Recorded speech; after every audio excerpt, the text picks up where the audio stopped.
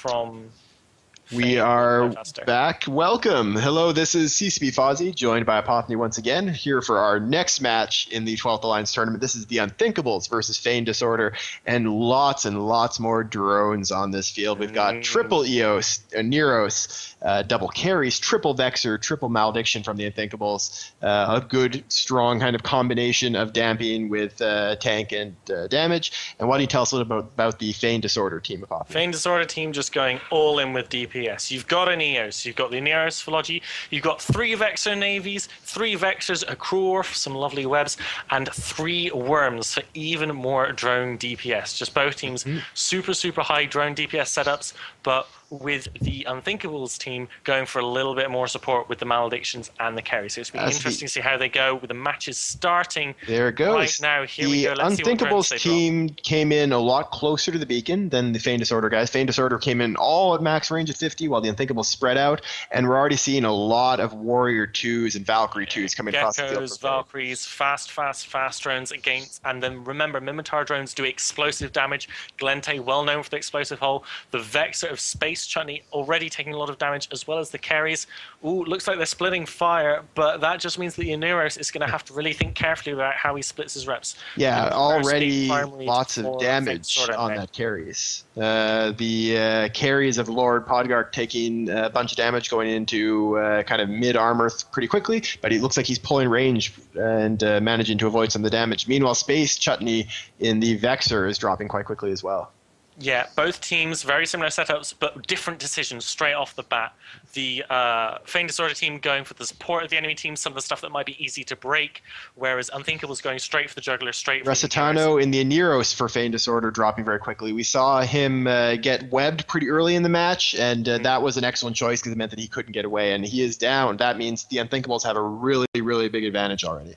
Yeah, huge advantage. Both teams losing one ship thus far, but it's Malediction versus Neros. Yeah, what does that tell you?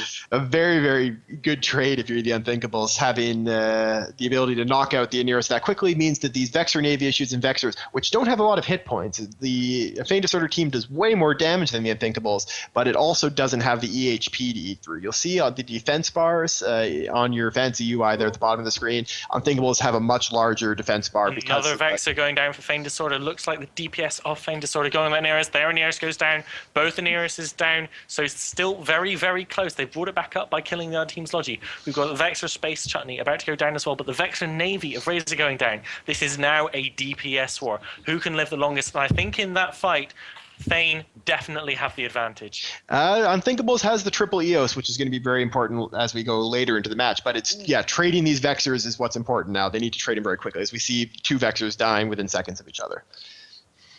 Yeah, I mean, in those worms, heavy drones aren't going to keep up with the worms. It's just not going to happen, which is why I think we see the Unthinkables team getting rid of these worms next, because they know that when they lose their support ships, they're just not going to be able to apply DPS to them. Yeah, we are seeing Roigan going into armor now.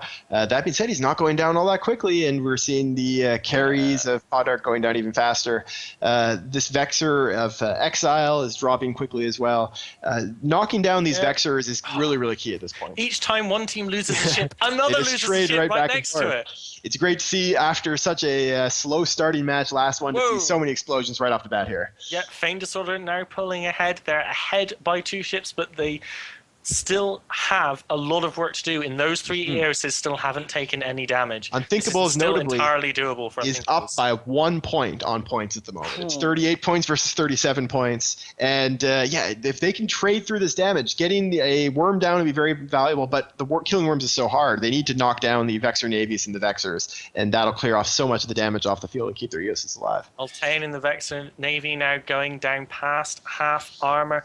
That's another big bit of DPS, but another Vexor for Unthinkables dropping. Their DPS now is just those 3 EOSs.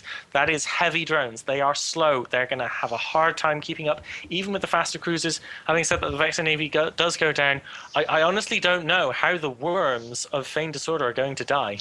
I have a feeling that they probably won't, but what we are going to see here is both of these teams are trying to position themselves for the match going to time and winning on points. Keeping those worms and crew alive are going to be very important to the Feign Disorder team, because that is actually quite a lot of points in those very fast ships, because there's 4 of them.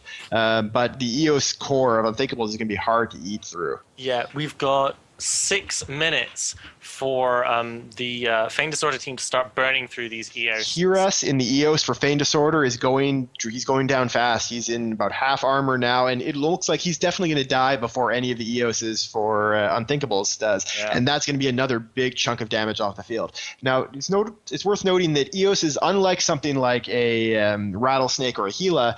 They do have bonuses to light drones as well, so they do actually do some good damage with them. So they probably will have flights of warriors in reserve to hopefully allow them to take out the crews and worms later in the fight. Yeah, however, L'Assassin Noir, that EOS going down into structure, and the carries as well taking a lot of damage. Doesn't look like much DPS is being applied to the Feign Disorder at this point. That EOS going down, and I think Feign Disorder may just take this. Well, Unthinkables is now up by 4 points. Actually, with that next kill there, Feign Disorder has just put themselves up by 2 with the carries destruction. So now we're at 66 points for Unthinkables versus 68 points for Feign Disorder with just under 5 minutes left in the match. The Vexor of Gotham is webbed, though, so if he can go down, and as he's going down into structure, there he goes. There we go. That puts Unthinkables up again by points. The the second to last EOS for Unthinkables in about half armor. Now, these guys, obviously, they have a lot of EHP. There's not a ton of damage being applied to them, but they don't have any local tank at all. We're not seeing any armor repping on them. I'm wondering if having a armor repper to handle this late fight once the Neuros is down would have been a smart move for them.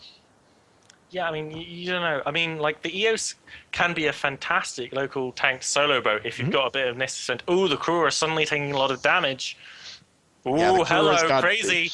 The whole bunch of Warrior 2s chasing him, and it's only going to be a matter of time, I think, before they take him down. But as long as that EOS goes down, though, that's going to be Feign Disorder with a very, very strong position. It's going to be 1 EOS versus a Vexor Navy, a Crew, and still 3 whole worms to burn through. Worms have a huge amount of EHP. That basically, the fact that EOS went down hands this battle to Feign Disorder. The fact that EOS didn't have any local tank, we've seen it commonly used in previous tournaments in shield setups, where to have your shield command ships having a ASB for use after the Logi dies in the second stage of the fight. I think seeing like people throw on a single AAR or something like that onto an EOS is going to be smart for this exact situation. If your Aneris is still alive, it'll just supplement the reps. It will mean your Aneris isn't using as much cap in case there are any newts on the field, which is going to be very popular. So many Armageddons being chosen as flagships. I mean, if it's got a local rep bonus, just chuck one on there. It's just a safe choice. Yeah, we're also, none of these EOSs appear to have any smart bombs, which would have been very helpful, although it obviously is hard to eat through the HP on worm drones. It still could have been helpful in the late fight. But that is, like, I mean, these EOSs are dropping quite quickly. It's now, we're not even going to go to time. The last EOS for the Unthinkables of Michaela is dropping into structure now, and that's going to be a very exciting victory for Feign Disorder. They lost their Aneros first. I expected that to be something that would put them on the back foot, but instead they went right for the other Aneros and managed to get the advantage in that war of ships trading back and forth. Great victory for Feign Disorder, you know, well fought, bloody on both sides, but I mean, one of the upshots of this is a lot of teams, if they haven't been thinking about it already, they really need to think about, do I have a spare hive for a smart bomb? Yes. There is so much damage based on light, medium, and heavy drones, so much off the sentry drones of the medium tournament. Smart bombs are going to be so effective here. I think they are indeed. And with that, we're going to send you back to the studio for a couple of ads, and then we'll be back very soon for our next match, which will be the last before the break, Solar Fleet, I didn't say feet there, versus the Devil's Warrior Alliance.